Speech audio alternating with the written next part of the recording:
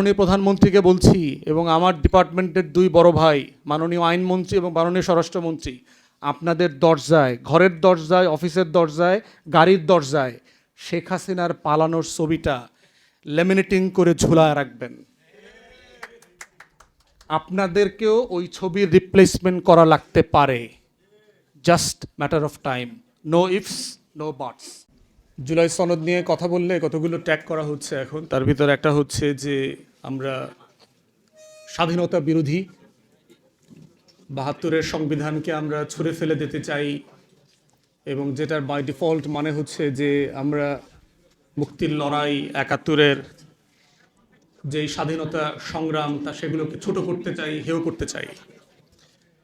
জুলাই এবং সংবিধান নিয়ে তো অনেক কথা শুনেছেন, আমি একটা সাইড টপিক সেটা আমি আজকে অ্যাড্রেস করি আর কি, যে আসলে what is the crisis of the 72 constitution. বাংলাদেশের মুক্তির লড়াইতে আপনার 1971-এর 17 এপ্রিল যে স্বাধীনতার ঘোষণাপত্র পাঠ করা হয়েছিল, সেখানে আমাদের আকাঙ্ক্ষার কথা সুপরিষ্কার করে বলা ছিল যে আসলে আমরা কেমন বাংলাদেশ চাই। A free, independent and democratic রিপাবলিকের কথা বলা আছে, যেটাতে বলা ছিল যে 3টা মূলনীতির উপরে ভিত্তি করে এই বাংলাদেশ নামক নতুন প্রজাতন্ত্র পরিচালিত হবে: সাম্য, মানবিক মর্যাদা এবং সামাজিক সুবিচার। অথচ দেখেন, সেই বাংলাদেশটা, যেই বাংলাদেশের ঘোষণাপত্রের আলোকে হাজার হাজার লক্ষ লক্ষ মানুষ মুক্তির লড়াইতে নেমে গিয়েছিল আমার বাবার মতো, জীবন যৌবনকে ত্যাগ করে, তারা আসলে কেমন বাংলাদেশ পেয়েছিল? এবং এই ৭২-এর সংবিধানটার ক্রাইসিসটা কোথায়? গাঠনিক একটা ক্রাইসিস আছে ৭২-এর সংবিধানের, সাবস্টেন্সের আগে সেখানে বলছি আর কি। গাঠনিক ক্রাইসিস কোথায়? সেটা হচ্ছে যে ৭২-এর সংবিধানটা আসলে কে তৈরি করেছে? আপনারা যদি গণপরিষদের সদস্যদের তালিকা দেখেন, তাদের অলমোস্ট প্রায় সবাই হচ্ছে ৭০-এর পাকিস্তানের যে লিগাল ফ্রেমওয়ার্ক অর্ডিন্যান্স ছিল, ইলেকশনের ফ্রেমওয়ার্ক যে অর্ডিন্যান্স, সেই অর্ডিন্যান্সের উপরে ভিত্তি করে নির্বাচিত সংসদ সদস্যরা। এবং তাদের আসলে ওয়াদা কী ছিল? What was their pledge to the nation ইলেকশনে? যে তারা পাকিস্তান নামক রাষ্ট্রেও তার স্বাধীনতা, তার সভরেন্টি, তার সংবিধানকে মান্য করবেন। That was their pledge. এখন ইনএভিটেবল কোয়েশ্চেন ইজ, পাকিস্তান রাষ্ট্রকে ধারণ করবার জন্য, পাকিস্তান রাষ্ট্রের সংবিধান, পাকিস্তানের স্বাধীনতা, সার্বভৌমত্বকে লালন পালন করবার জন্য যারা ওয়াদাবদ্ধ ছিলেন, তারা কি আসলে একটা নতুন বাংলাদেশের সংবিধান প্রণয়ন করবার দায়িত্ব নিতে পারেন কিনা? এবং এটাই হচ্ছে ৭২-এর সংবিধানের ক্রিটিক্যাল কোয়েশ্চেন, যে এই কোয়েশ্চেনের ম্যান্ডেট বারবার প্রশ্নবিদ্ধ হয়েছে। এখন অবভিয়াস কোয়েশ্চেন হচ্ছে যে ওয়েল, তখন তো সময় ছিল না, আমরা কি করব? ওয়েল, গণপরিষদ নির্বাচন দিলেন না কেন? যে আমরা নতুন নির্বাচন করতে চাই, নতুন সংবিধান তৈরি করতে চাই, করলেন না, ফাইন। তারপরও এটাকে সংশোধন করবার সুযোগ ছিল। সংবিধান কমিটি যেটা হয়েছে, তারা রিপোর্ট দিল ৭২-এর নভেম্বরের সম্ভবত। আপনি এটাকে রেফারেন্ডামে কেন দিলেন না? যে আমরা এই গণপরিষদ একটা সংবিধানের ড্রাফট করেছি জাতির ম্যান্ডেটের জন্য, এইটা আমরা এখন জনগণের সম্মতির জন্য আমাদেরকে রেফারেন্ডামে দিচ্ছি। দিলেন না তো। তাহলে যেই সংবিধানটার সম্মতি জনগণের কাছ থেকে নেওয়া হয় নাই, সেই সংবিধানটা আমার ওই ঘোষণাপত্রের সংবিধানটা কিভাবে হইল? যে একটা ফ্রি রিপাবলিকের কনস্টিটিউশন, যেটার জন্য কোনো ম্যান্ডেট নেওয়া হয় নাই জনগণের কাছ থেকে। থার্ড, এত ভুলের পরেও আপনি এটার খতনা করতে পারতেন আরেকবার। ৭৩-এর মার্চ মাসে প্রথম নির্বাচন হচ্ছে, আওয়ামী লীগ ইলেকশন ম্যান্ডেট নিতে পারত, যে আমাদেরকে প্যারালালি আপনারা ভোট দেন, এইটা ম্যান্ডেট দেন যে আমাদের এই নতুন সংবিধানটা যেন জাতীয় সংবিধান আকারে গৃহীত হয়। সেই ম্যান্ডেটও আপনারা নেন নাই ৭৩-এর নির্বাচনে। তাহলে যেই সংবিধানটা মানে ইন ইটস ভেরি এসেন্স গাঠনিক প্রসেসের ভিতরে একটা ইলেজিটিমেট ডকুমেন্ট, সেইটাকে আপনি আমাদের আজকে ৫৬ বছর পরেও থার্ড জেনারেশনের উপরে চাপিয়ে দিচ্ছেন, the only basis to legitimize any uprising posthumously. সেটা আপনি কীভাবে করেন? করতে পারেন না তো। এটা জেস্টেশনই একটা ইলেজিটিমেট ডকুমেন্ট ৭২-এর, যেটার গাঠনিক প্রক্রিয়াটা সঠিক ছিল না, জনগণের সম্মতি নেওয়া হয়নি। স্বাধীন দেশে পৃথিবীতে কোথাও জনগণের ম্যান্ডেট ছাড়া কোথাও কোনোদিন কোনো সংবিধান হয় নাই। ইদার আপনি স্কটিশ মডেলে যেতে পারতেন, 2014-তে 15-16-তে স্কটিশ রেফারেন্ডামের আগে তারা টোটাল ডকুমেন্টেশন রেফারেন্ডামের আগেই জনগণের কাছে দিয়ে দিয়েছে। কই 69-এর গণ অভ্যুত্থান, কই আপনারা তো প্রস্তাবিত বাংলাদেশ রাষ্ট্রের সংবিধান নামে কোনো কিছু প্রস্তাব করেন নাই।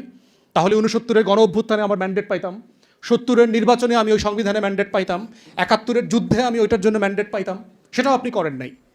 আপনি পোস্টও কিছু করেন নাই, প্রিভিয়াসলি কিছু করেন নাই, কিন্তু জনগণের উপরে চাপিয়ে দিচ্ছেন as if this is the only document to জাজ দ্য নেশন রাইট অর রং।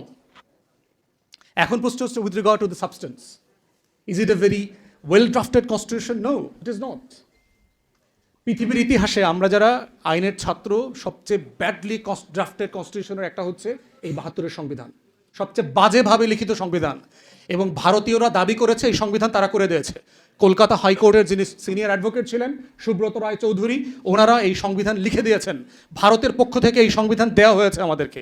এবং আপনি যদি ভারতের সংবিধানের সাথে বাংলাদেশের সংবিধান পড়েন, article by article, words by words, comma and semicolon, আপনি এটার সাথে মিল খুঁজে পাবেন, except the federal state. Bharat একটা ফেডারেল স্টেট, তার যে কাঠামোগত পার্থক্য আছে এটার সাথে আমার সংবিধানের, আমরা ফেডারেল না ইউনিটারি মডেলের স্টেট, সেই স্টেটের যে ডিফারেন্স, এছাড়া বাকি সকল প্রভিশনের ভিতরে আপনি সেটার পাবেন, মিল খুঁজে পাবেন।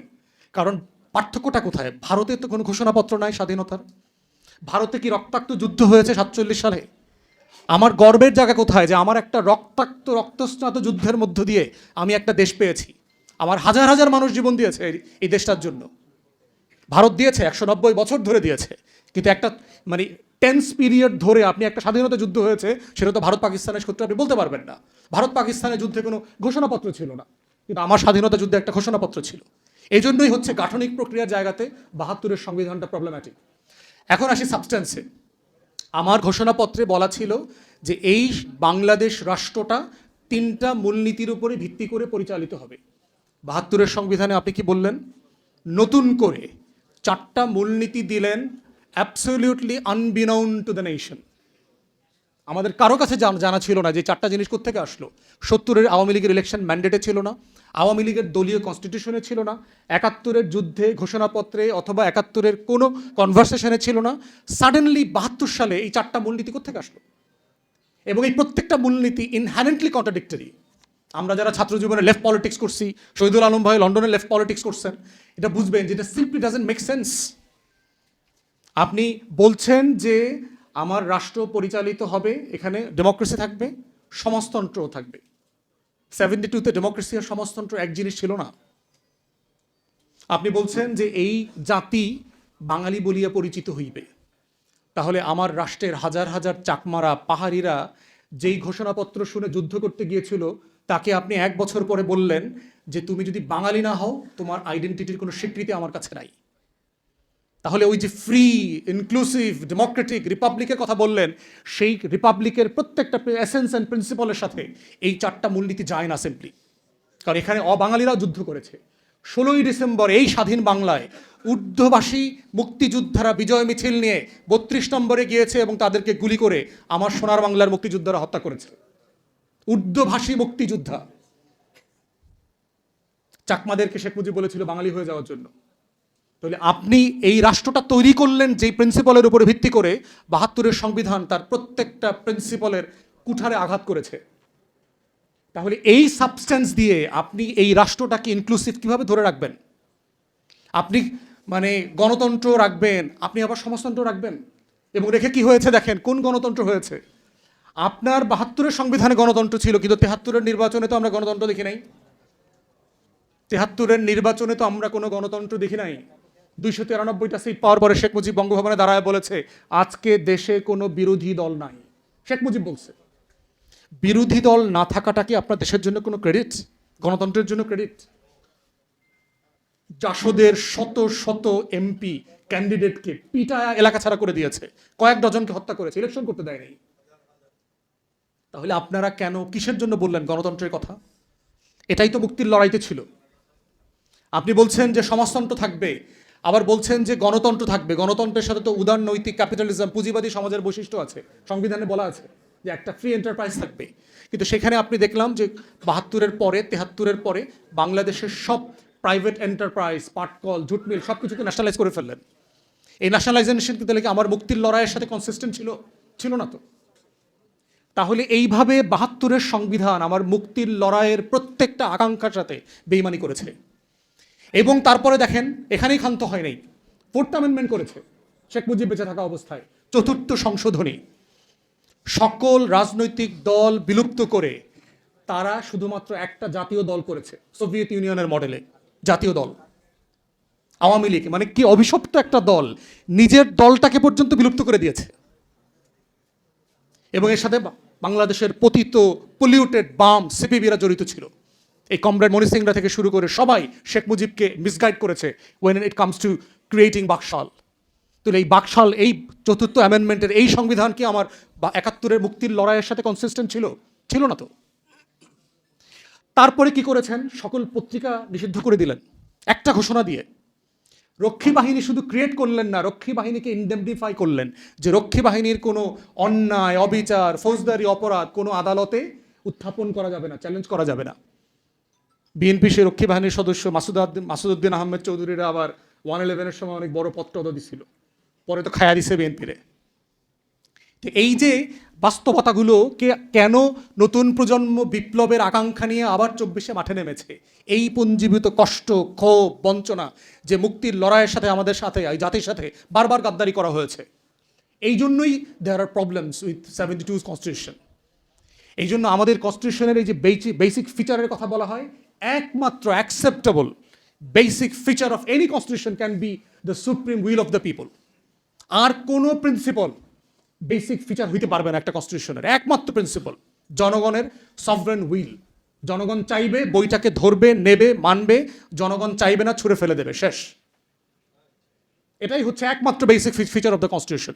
এবং এই প্রিন্সিপালের উপরে ভিত্তি করে হচ্ছে জুলাই জাতীয় সনদ প্রণয়ন করা হয়েছে। It's a purely a political question, nothing within the definition of the ordinance of the order of the constitutional framework it can be justified. It's a pure political question, sovereign will of the people. এবং গণ অভ্যুত্থানের রায় অনুযায়ী এটাকে বাস্তবায়ন করতে হবে।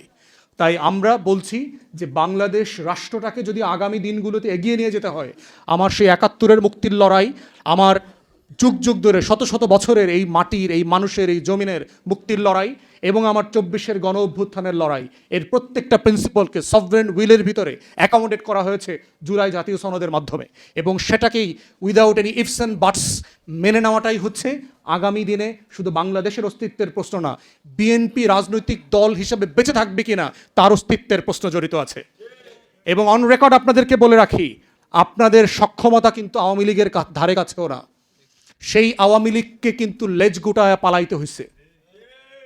নির্বাচনের পরে বিএনপির এক এমপি আমারে বলছে, হুইপ, 6 জন হুইপ আছে তো বিএনপি, তার ভিতর একজন বলেছে যে আমার ডিভিশনের সব এমপিকে আমি একটা ছবি গিফট করব। সেই গিফটের ছবিটা হচ্ছে হাসিনা বিমানে করে যে পালাইতেছে না। আপনাকে মাননীয় প্রধানমন্ত্রীকে বলছি এবং আমার ডিপার্টমেন্টের 2 বড় ভাই, মাননীয় আইনমন্ত্রী এবং মাননীয় স্বরাষ্ট্রমন্ত্রী, আপনাদের দরজায়, ঘরের দরজায়, অফিসের দরজায়, গাড়ির দরজায় শেখ হাসিনার পালানোর ছবিটা লেমিনেটিং করে ঝুলায় রাখবেন।